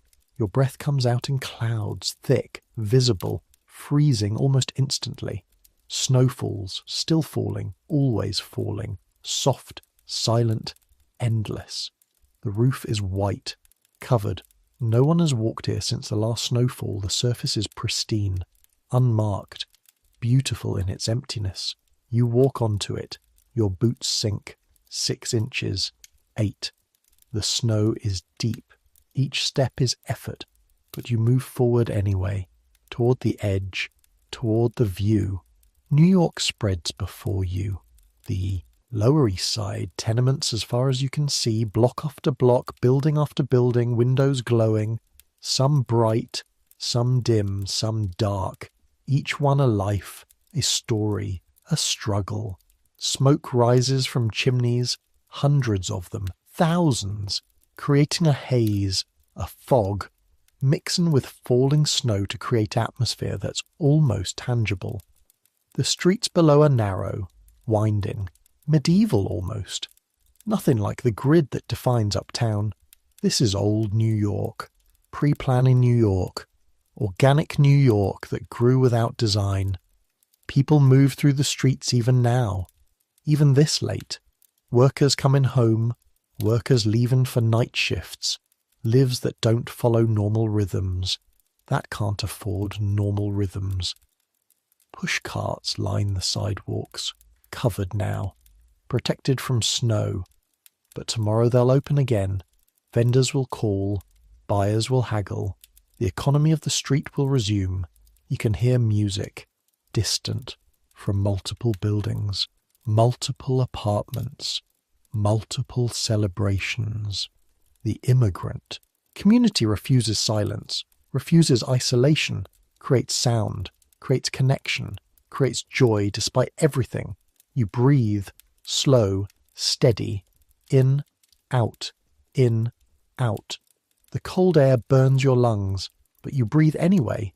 Let it fill you, let it wake you, let it remind you that you're alive, here, now, witnessing. The fire crackles, low and steady, always burning. Not here, not on the roof, but below, in every apartment, in every stove, in every attempt to hold back cold, to create warmth, to make life possible. The fire is everywhere. Metaphor made literal, hope made manifest. You stand on the roof, between earth and sky, between past and present, between lives you've witnessed and lives you'll never know. The snow continues to fall, soft, silent, endless, covering everything, blanketing everything, equalizing everything, rich buildings and poor buildings, clean streets and dirty streets, all becoming white, all becoming same. Tomorrow the snow will complicate life, make walking harder, make working harder, make earning harder. But tonight it's beautiful. Tonight it's peace. Tonight it's a reminder that nature continues despite human struggle, that the world is larger than tenements, that beauty exists even in hardship. You close your eyes, listen. The city sounds distant, muffled. Snow absorbs sound, makes everything quieter, softer, gentler. But underneath you can hear it, the breathing, the living, the continuing. Hundreds of thousands of people in this neighbourhood alone, millions in the city, all struggling, all surviving, all human. Their collective breath rises, warm air meeting cold, creating fog, creating atmosphere, creating evidence of life even when life is invisible. You open your eyes, turn back toward the door, one more place to visit, one more life to witness, one more story to hold. But which one? There are so many, each one worthy, each one important, each one deserving of attention. You choose. Back down the stairs, careful, slow. The warmth of the building receives you. Welcome after the roof's harsh cold. You didn't realize how cold until warmth contrasts it. Third floor, a different door than before. This one closed but not locked. You open it. Step inside. A family prepares for bed.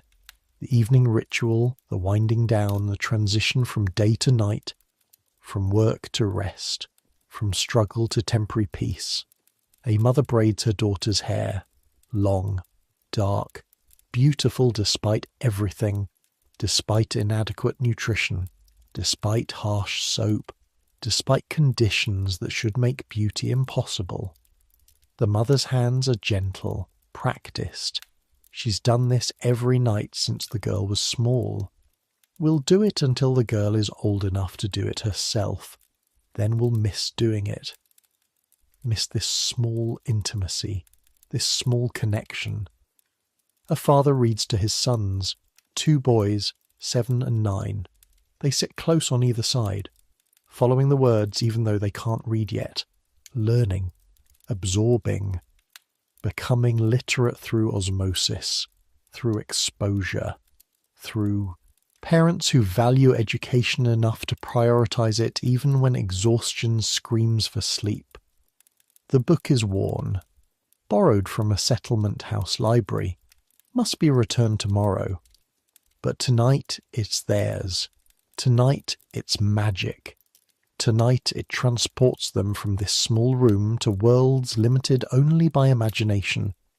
A baby sleeps in a drawer, literally, a dresser drawer pulled out, padded with blankets, turned into a cradle, necessity breeding invention, poverty breeding creativity, making do breeding genius of a kind. The fire crackles, low and steady, always burning. This family has been in America 5 years, saved for 10 years before that, worked in Italy, a village in Tuscany, Beautiful. Poor, offering nothing, promising nothing. America promised opportunity, promised work, promised possibility. Didn't promise easy, didn't promise comfort, but promised chance. And they took it. Sold everything, bought tickets, crossed the ocean, arrived, started over. 5 years later, they're still starting over. Still struggling, still hoping. But here, together, alive, that's something. The mother finishes the braid, ties it with string, kisses her daughter's head, soft, quick. Love expressed in gesture because words are insufficient. The father closes the book, carefully, respectfully. Books are precious, must be cared for. The boys protest. Want more? One more chapter, please. But he's firm, gentle, but firm. Tomorrow, another chapter tomorrow. The family arranges itself for sleep. Parents in the bed, children on pallets, baby in drawer. Everyone close, everyone accounted for, everyone safe. The mother extinguishes the lamp, not gas, oil, cheaper, smellier, but cheaper. The room falls dark except for firelight, orange, flickering, dancing on walls, creating shadows that move like living things. The family settles, breathing slows, synchronizes, becomes collective, becomes one organism breathing, one family resting, one unit surviving. You watch, silent, respectful. This moment is theirs, private, sacred, the end of another day, the beginning of another night, the continuation of life that refuses to stop despite everything. The father speaks, soft, Italian, a prayer maybe, or just words of love. The mother responds, same language, same softness. The children are already asleep, or nearly, exhausted from being young in a world that demands old. Silence settles, complete, beautiful. The breathing continues, the fire burns, the snow falls, but inside this room, peace, temporary, fragile, but real. You step back, close the door, softly, so softly. Give them their night, their rest, their small slice of peace in a life that offers little. The hallway receives you. How many times now? You've lost count. You're part of this building now, part of its story, part of its memory, part of the endless circulation of life through its halls. You walk, but slower now. Tired yourself. Witness is labour. Observation is work. Caring costs energy. You feel it. The weight of all you've seen, all these lives, all these struggles, all these small victories and large defeats, an endless middle where most of a life actually happens. Down the stairs, floor by floor, descending. The building grows quieter as you go. People sleeping now. Work ending. Rest beginning. The collective exhaustion of hundreds settling into temporary relief. Second floor, first floor, ground level. The entrance hall where you started. How long ago? Hours, lifetimes. Both. You approach the door.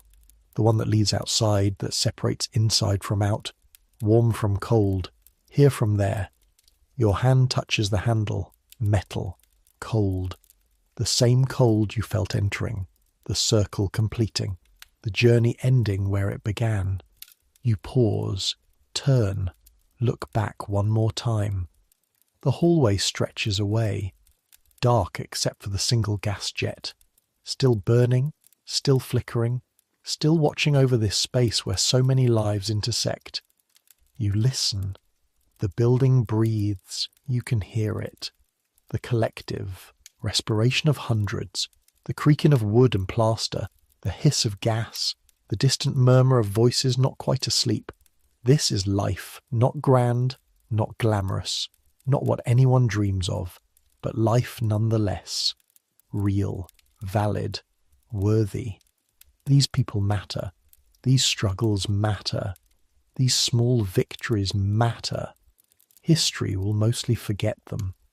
we'll focus on robber barons and politicians and the people who shaped policy. But these people shaped America too, with their hands, with their labor, with their refusal to surrender, with their determination to survive, to thrive, to build something better for children who might escape what parents couldn't.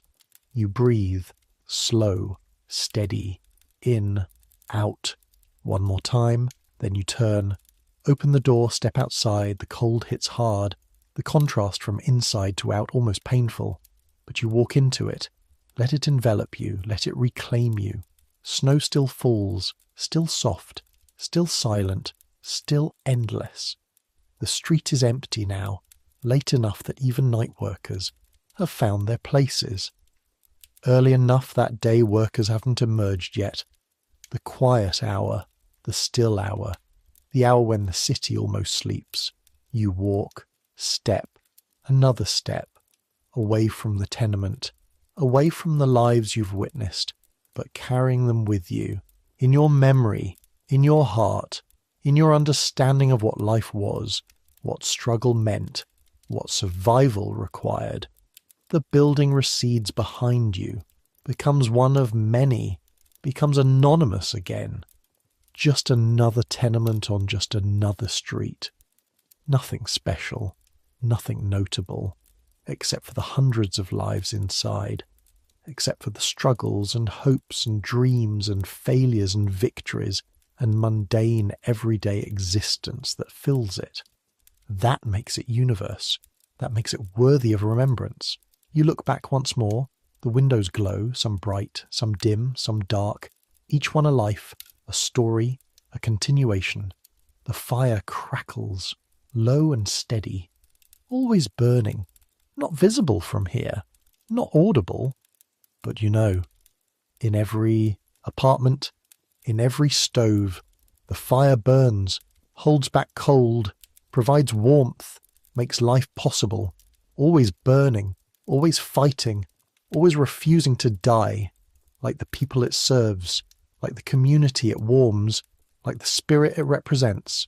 You turn away, walk into the night, into the snow, into the cold that has no end and no beginning, just is.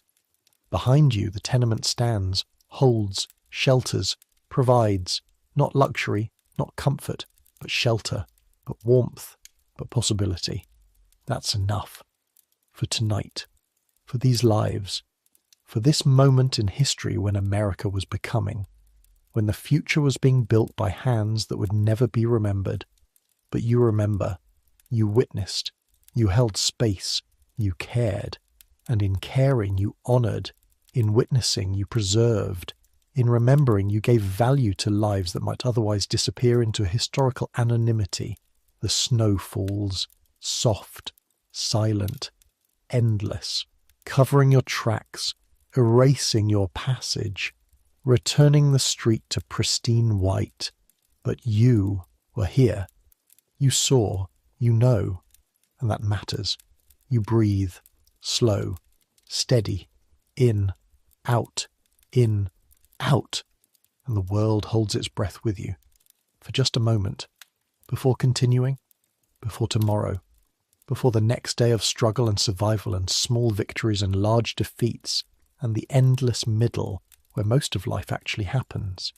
You let yourself drift, deeper, quieter, until there is only this, the soft fall of snow, the distant glow of windows, the gentle pull of sleep. The night holds you, gently, and you let it.